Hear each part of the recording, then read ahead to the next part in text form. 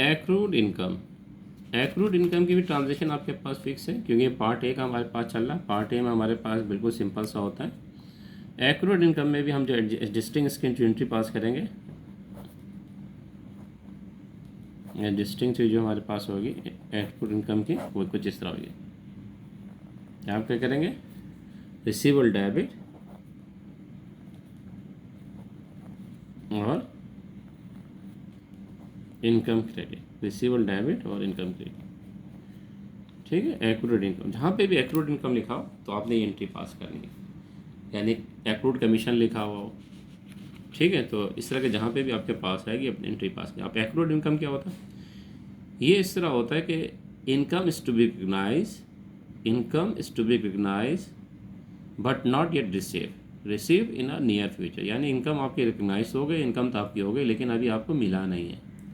ठीक है, अब तक नहीं मिला, लेकिन नियर फ्यूचर में मिल जाएगा। ठीक है, ये तो हमने एक एंट्री पास की। एक मिसाल के तौर पे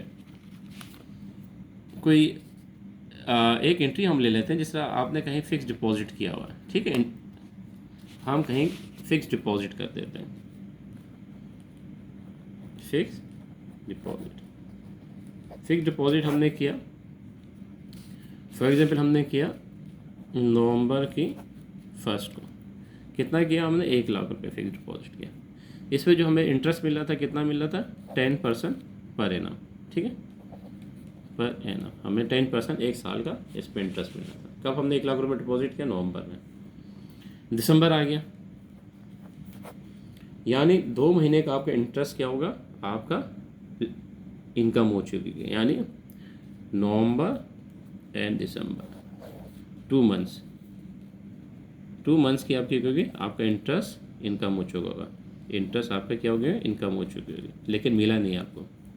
तो ऐसी सूरत में हम क्या करते हैं, interest receivable debit, interest income credit. ठीक है, एक्रूड इनकम यानी ऐसी इनकम जो आपकी रिकग्नाइज हो गई है, यानी इनकम आपकी हो गई लेकिन मिला नहीं है, आपको मुस्तकबिल करीब में या नियर फ्यूचर में आपको रिसीव हो जाएगा।